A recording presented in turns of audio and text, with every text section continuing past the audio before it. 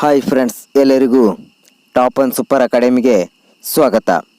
ಇವತ್ತು ನಾವು ವಿಜ್ಞಾನ ಮತ್ತು ತಂತ್ರಜ್ಞಾನ, ಈ ವಿಜ್ಞಾನ ಮತ್ತು ತಂತ್ರಜ್ಞಾನದಲ್ಲಿ 3 ಭಾಗಗಳು ಬರ್ತವೆ: ಜೀವಶಾಸ್ತ್ರ, ರಸಾಯನಶಾಸ್ತ್ರ, ಭೌತಶಾಸ್ತ್ರ. ಈ 3 ಭಾಗಗಳಲ್ಲಿ ಏನನ್ನು ಓದಬೇಕು, ಎಷ್ಟನ್ನು ಓದಬೇಕು, ಇದಕ್ಕೆ ಯಾವ ಬುಕ್ಕನ್ನು ಓದಬೇಕು ಅನ್ನುವುದರ ಬಗ್ಗೆ ಫುಲ್ ಮಾಹಿತಿಯನ್ನು ನೀಡ್ತೇವೆ ಸ್ನೇಹಿತರೆ. ಇದು FDA SDA ಎಕ್ಸಾಮ್ಗೆ ತುಂಬ ಉಪಯುಕ್ತವಾಗಿರ್ತಕ್ಕಂತಹ ವಿಡಿಯೋ. ಆದ್ದರಿಂದ ಎಲ್ಲರೂ ನಮ್ಮ ಚಾನಲನ್ನು ಸಬ್ಸ್ಕ್ರೈಬ್ ಮಾಡ್ಕೊಳ್ಳಿ, ಇನ್ನೂ ಮಾಡ್ಕೊಳ್ಳದೇ ಇದ್ದರೆ.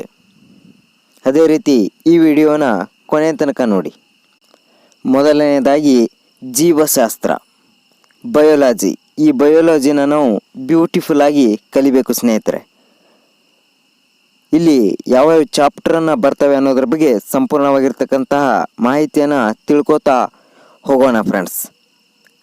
ಮೊದಲನೇದಾಗಿ ಸೂಕ್ಷ್ಮಾಣು ಜೀವಿಗಳು. ಈ ಸೂಕ್ಷ್ಮಾಣು ಜೀವಿಗಳ ಮೇಲೆ ಒಂದಾದರೂ ಕ್ವಶನ್ ಬೀಳುತ್ತೆ ಪ್ರತಿ ಎಕ್ಸಾಮ್ನಲ್ಲಿ. ಆದ್ದರಿಂದ ಇದನ್ನು ಕಂಪಲ್ಸರಿಯಾಗಿ ಓದಬೇಕು. ಇನ್ನು ವಿಟಾಮಿನ್ಗಳು, ಪೋಷಕಾಂಶಗಳು, ಕ್ಯಾನ್ಸರ್, ಇದ್ರ ಬಗ್ಗೆನೂ ಕೂಡ ಅನೇಕ ಎಕ್ಸಾಮ್ನಲ್ಲಿ ಕ್ವಶನನ್ನು ಕೇಳಿದ್ದಾರೆ. ಮೂಳೆಗಳು, ಪರಿಸರ ವಿಜ್ಞಾನ, ಪ್ರಾಣಿ ಅಂಗಾಂಶ, ಇಷ್ಟರ ಬಗ್ಗೆ ಅನೇಕ ಎಕ್ಸಾಮ್ನಲ್ಲಿ ಕ್ವಶನನ್ನು ಕೇಳಿದ್ದಾರೆ. ಆದ್ದರಿಂದ ಇವು ಪ್ರಮುಖವಾಗಿರ್ತಕ್ಕಂತಹ ಚಾಪ್ಟರ್ಗಳಾಗಿವೆ. ಅದೇ ರೀತಿ 8ನೇದು ತಳಿಶಾಸ್ತ್ರ, ಜೀವನ ಕ್ರಿಯೆಗಳು, ನ್ಯೂಕ್ಲಿಕ್ ಆಮ್ಲಗಳ ಬಗ್ಗೆನೂ ಕೂಡ ಕ್ವಶನನ್ನು ಕೇಳಿದ್ದಾರೆ. ಇನ್ನು ಜೀವಿಗಳ ವಿಕಾಸ, ಜೈವಿಕ ತಂತ್ರಜ್ಞಾನ, ಕೋಶ ವಿಭಜನೆ, ಗ್ರಂಥಿಗಳು. ಈ ಗ್ರಂಥಿಗಳು ತುಂಬ ಪ್ರಮುಖವಾಗಿದೆ. ಇನ್ನು 15ನೇದಾಗಿ ಆಹಾರ ಕಲಬೆರಕೆ. ಈ 15 ಚಾಪ್ಟರ್ ಅತ್ಯಂತ ಪ್ರಮುಖವಾಗಿವೆ ಸ್ನೇಹಿತರೆ ಜೀವಶಾಸ್ತ್ರದಲ್ಲಿ. ಆದ್ದರಿಂದ ಯಾರು ಮಿಸ್ ಮಾಡದೆ ಈ 15 ಚಾಪ್ಟರ್ಗಳನ್ನು ಓದ್ಕೋಬೇಕು. ನೀವು ಯಾರಾದರೂ ಮೊದಲನೇ ಸಾರಿ ವಿಜ್ಞಾನನ ಓದ್ತೀನಿ ಅಪ್ಪ ಅಂದರೆ ಈ 15 ಚಾಪ್ಟರನ್ನು ಓದಲೇಬೇಕು ಸ್ನೇಹಿತರೆ. ನೀವು ಯಾರಾದರೂ 2-3 ಸಾರಿ ವಿಜ್ಞಾನನ ಓದಿದರೆ, ಕೋಚಿಂಗನ್ನು ತೊಗೊಂಡಿದ್ರೆ ಈ ವಿಡಿಯೋ ನಿಮಗೆ, ನೀವಿನ್ನೂ ಯಾವ ಚಾಪ್ಟರ್ನ ಬಿಟ್ಟಿರಿ ಅನ್ನೋದನ್ನು ಮಾತ್ರ ನೋಡ್ಕೊಳ್ಳೋಕ್ಕೆ ಯೂಸ್ಫುಲ್ ಆಗಿರುತ್ತೆ ಸ್ನೇಹಿತರೆ. ಇಷ್ಟು ಬಯಾಲಜಿಯಲ್ಲಿ ಇರ್ತಕ್ಕಂತಹ ಚಾಪ್ಟರ್ಗಳು ಪ್ರಮುಖವಾಗಿ. ಇನ್ನು 2ನೇದಾಗಿ ಬರ್ತಕ್ಕಂಥದ್ದು ಭೌತಶಾಸ್ತ್ರ, ಫಿಸಿಕ್ಸ್. ಈ ಫಿಸಿಕ್ಸನ್ನು ಕೂಡ ನೀವು ಪವರ್ಫುಲ್ಲಾಗಿ ಕಲಿಬೇಕು ಸ್ನೇಹಿತರೆ. ಈ ಫಿಸಿಕ್ಸ್ನಲ್ಲಿ ಮೊದಲನೇದಾಗಿ ಬರ್ತಕ್ಕಂಥದ್ದು ಬೆಳಕು. ಈ ಬೆಳಕು ಕೂಡ ಪ್ರಮುಖವಾಗಿರ್ತಕ್ಕಂತಹ ಚಾಪ್ಟರ್. ಇದ್ರ ಬಗ್ಗೆ ಕೂಡ ಅನೇಕ ಕ್ವಶನ್ಗಳನ್ನು ಕೇಳಿದ್ದಾರೆ. 2ನೇದಾಗಿ ಶಬ್ದ, ಉಷ್ಣ, ಚಲನಶಾಸ್ತ್ರ, ಕಾಂತತ್ವ ಮತ್ತು ವಿದ್ಯುತ್ ಶಕ್ತಿ, ವಿದ್ಯುತ್ ಕಾಂತೀಯ ವಿಕಿರಣಗಳು. ಈ 6 ಚಾಪ್ಟರ್ಗಳು ಅತ್ಯಂತ ಪ್ರಮುಖವಾಗಿರ್ತಕ್ಕಂಥ ಚಾಪ್ಟರ್ಗಳು. ಇನ್ನೂ 6 ಚಾಪ್ಟರ್ಗಳಿವೆ, ಅವುಗಳನ್ನು ಕೂಡ ನೋಡ್ಕೊಳ್ಳೋಣ ಬನ್ನಿ. 7ನೆಯ ಚಾಪ್ಟರ್ ಎಲೆಕ್ಟ್ರಾನ್ಸ್ಗಳು. 8ನೇದು ರಾಕೆಟ್ ಮತ್ತು ಕೃತಕ ಉಪಗ್ರಹಗಳು. ಇದರ ಮೇಗೂ ಕೂಡ ಅತ್ಯಂತ ಉಪಯುಕ್ತವಾಗಿರ್ತಕ್ಕಂತಹ ಚಾಪ್ಟರ್ ಇದನ್ನು. ಅಳತೆ ಮತ್ತು ಸಾಧನ, ವಿಜ್ಞಾನದಲ್ಲಿ ಬರ್ತಕ್ಕಂತಹ ಅಳತೆ ಮತ್ತು ಸಾಧನಗಳ ಬಗ್ಗೆ ನೀವು ಸಂಪೂರ್ಣವಾಗಿ ತಿಳಿದುಕೋಬೇಕು ಸ್ನೇಹಿತರೆ. ಇನ್ನು ನ್ಯಾನೋ ಟೆಕ್ನಾಲಜಿ ಬಗ್ಗೆ ತಿಳಿದುಕೋಬೇಕು, ವೈಜ್ಞಾನಿಕ ಉಪಕರಣಗಳ ಬಗ್ಗೆ ತಿಳ್ಕೋಬೇಕು. ಇನ್ನು ಗಣಕಯಂತ್ರದ ಮೂಲಾಂಶಗಳ ಬಗ್ಗೆನೂ ಕೂಡ ಈ ಫಿಸಿಕ್ಸ್ನಲ್ಲಿ ನೀವು ಸಂಪೂರ್ಣವಾಗಿ ತಿಳ್ಕೋಬೇಕು. ಇಲ್ಲಿ ಫಿಸಿಕ್ಸ್ನಲ್ಲಿ 12 ಚಾಪ್ಟರ್ಗಳು ಬರ್ತವೆ. ಇವುಗಳನ್ನು ತಪ್ಪದೇ ಓದಿ ಸ್ನೇಹಿತರೆ.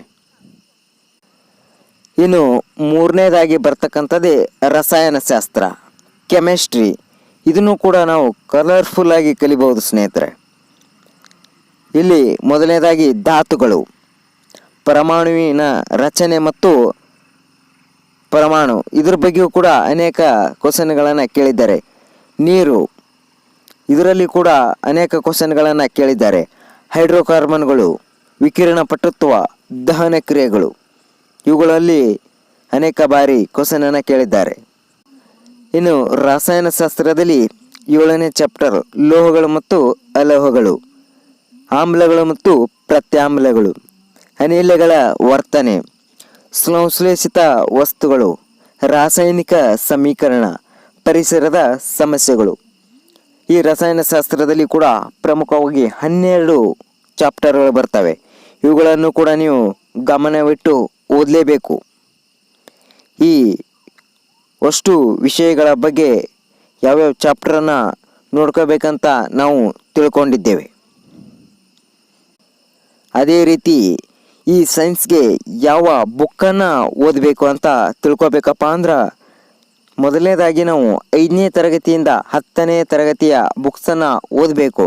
ಆದರೆ ಅದರಲ್ಲಿ ಕ್ಲಿಯರಿಟಿ ಇಲ್ಲ ಅಂತ ಹೇಳಿನೇ KM ಸುರೇಶ್ ಅವರ ವಿಜ್ಞಾನ ಮತ್ತು ತಂತ್ರಜ್ಞಾನ ಇದು ಕೂಡ ಉತ್ತಮವಾಗಿರ್ತಕ್ಕಂಥ ಪುಸ್ತಕ.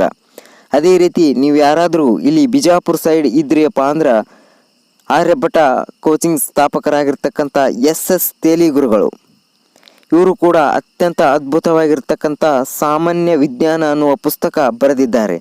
ಇದು ಯಾರಾದ್ರಿಗೆ ಸಿಕ್ತಿತ್ತಪ್ಪ ಅಂದ್ರೆ ಇದು ಕೂಡ ತುಂಬ ಅದ್ಭುತವಾಗಿರ್ತಕ್ಕಂಥ ಪುಸ್ತಕ ಸ್ನೇಹಿತರೆ. ಈ ವಿಜ್ಞಾನ ವಿಷಯದಲ್ಲಿ ಯಾವುದೇ ಸ್ಪರ್ಧಾತ್ಮಕ ಪರೀಕ್ಷೆಗೆ ಹೋಲಿಸಿದರೆ ಈ ವಿಜ್ಞಾನದಿಂದ 15ರಿಂದ 20 ಕ್ವಶನ್ಗಳನ್ನು ಒಂದು ಕ್ವಶನ್ ಪೇಪರ್ನಲ್ಲಿ ಕೇಳ್ತಾರೆ ಸ್ನೇಹಿತರೆ. ಇತ್ತೀಚೆಗೆ ಈ ಸೈನ್ಸ್ ಅನ್ನೋದು ತುಂಬ ಪ್ರಾಮುಖ್ಯತೆಯನ್ನು ಪಡೆದಿರ್ತಕ್ಕಂತಹ ವಿಷಯ. ಆದ್ದರಿಂದ ಇದನ್ನು ಅನಿವಾರ್ಯವಾಗಿ ನಾವು ಓದಲೇಬೇಕಾಗಿದೆ. ಪ್ರತಿಯೊಂದು ಎಕ್ಸಾಮ್ನಲ್ಲಿ 15ರಿಂದ 20 ಕ್ವಶನ್ಗಳನ್ನು ಕೇಳ್ತಾರೆ ಸ್ನೇಹಿತರೆ. ಆದ್ದರಿಂದ ಎಲ್ಲರೂ ವಿಜ್ಞಾನ ವಿಷಯವನ್ನು ಕರೆಕ್ಟಾಗಿ ಓದ್ಕೊಳ್ಳಿ. ಓಕೆ ಫ್ರೆಂಡ್ಸ್, ಇವತ್ತು ನಾವು ಸೈನ್ಸ್ ಎಷ್ಟನ್ನು ಓದಬೇಕು, ಯಾವ ಬುಕ್ಕನ್ನು ಓದಬೇಕು, ಯಾವ ರೀತಿಯನ್ನು ಓದಬೇಕು ಅನ್ನೋದರ ಬಗ್ಗೆ ಸಂಪೂರ್ಣವಾಗಿ ತಿಳಿದುಕೊಂಡಿದ್ದೇವೆ. ನಿಮಗೆ ಎಲ್ಲರಿಗೂ ಆಲ್ ದ ಬೆಸ್ಟ್ ಹೇಳ್ತಾ ಈ ವಿಡಿಯೋನ ಮುಗಿಸ್ತಾ ಇದ್ದೇನೆ. ಎಲ್ಲರೂ ಲೈಕ್, ಶೇರ್, ಕಮೆಂಟ್ ಕಡೆ ಗಮನ ಕೊಡಿ ಅಂತ ಹೇಳ್ತಾ ಈ ವಿಡಿಯೋನ ಮುಗಿಸ್ತಾ ಇದ್ದೇನೆ. ಎಲ್ಲರಿಗೂ ಧನ್ಯವಾದಗಳು.